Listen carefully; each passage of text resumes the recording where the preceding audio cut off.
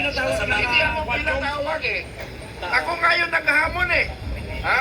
Hinamon ko si Dambalos-Los ng suntukan. Yung mga tuwad ko, hinamon ko. Bakit wala akong kaso? Ha? Unjust fixation, hamon yun eh. Hindi recited to sedition yun ha. Hinamon ko sila ng suntukan. Ano? Ngayon, pero ang hiling ko lang, hindi doon sa loob ng Kongreso. Sa labas, sir. Sa labas, kasi pag sa loob, silang power doon, gagamitin nila Kaya power nga. laban sa mga taong kaya nilang takutin. Subukan akong takutin. Subukan nila. Subukang takutin. Pero hinahamon ko ang mga matatapang na mga nasa gobyerno, if UP man o ano pa man, sa labas ng korte o sa labas ng Congress o sa labas ng mga opisina nila. Kasi kingdom nila yun eh. Pero hinahamon ko sila sa labas para patan ang karapatan ng isang Pilipino. Ano? Isang Pilipino karapatan natin labanan. So, may mga tanong. Tuloy ba? Bakit kayo atras ba kayo? Atras ba kayo? May problema kasi tayo. Sa Pilipino kasi, hinihintay muna silang masaktan bago kikilos. Paano Correct. yun? Paano kung pag kumilos ka na, hindi ka na makakilos, kaya pupula ka na ng paa? Hihintayin mo pa ba yun? My Ngayon God, tayo ang kumilos, ulan. panahon na ang sitwasyon ngayon, ang gobyerno, panahon na palitan ang Sama ng sistema. wifi, lakas ng ulan. Maliit sa to. Anong nangyari? Inciting.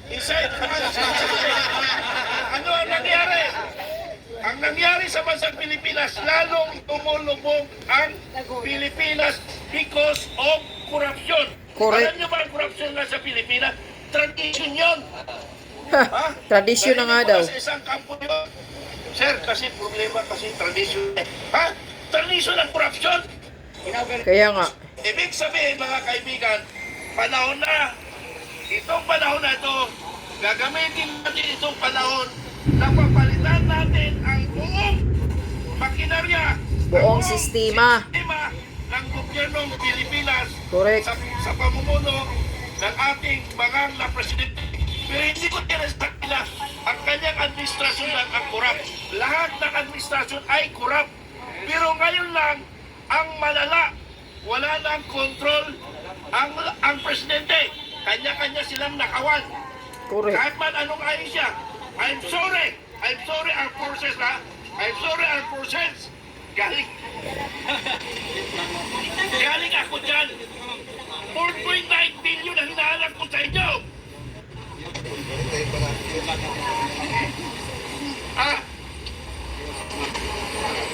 Masakit. Nahiyakan. Masakit sa kalooban ko. Sirain ko. Isi, puso.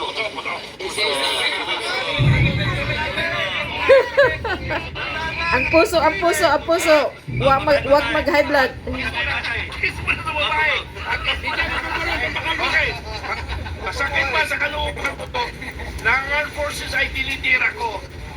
Pero mas masakit ang maraming yudak na matay dahil sa stress kakahintay ng mga differential nila. Kaya nga. 2017! 2017 pa daw, hindi pa natanggap yung mga differential, mga pensyon ng iba. Pag bumaliktad ang panahon, tingnan nyo, nilalupi na, magharap tayo. Nagpapagamit ka, alam ko, may kakaya ka, pero ginusto mo mag-promote ka ng inilan. I'm sorry for the word. Sorry. Pero talagang dapat sabihin yan para alam ng publiko. Because public man yan na dapat alam ng publiko dahil pira ng taong bayan yan. Ako nag-retire, hindi ko pa tinatalikuran ang aking responsibilidad sa ating bayan. Ano?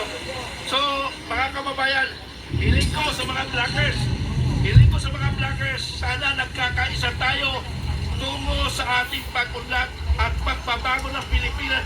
Huwag tayong magkanya-kanya. Iisa lang ang Correct. direction natin. Ano ang problema ng bansa? Issue-based lang tayo. Huwag tayong politika. Because of politics, naghihirap ang Pilipinas. Tarantado kayo. Because of politics, naghihirap ang Pilipinas. Kailangan magkaisa tayo para sa ating kinabukasan, para sa ating bayan. Huwag tayong mag-usap sa politics. Ang pag-uusapan natin, corruption, abuse of power, narco-politics,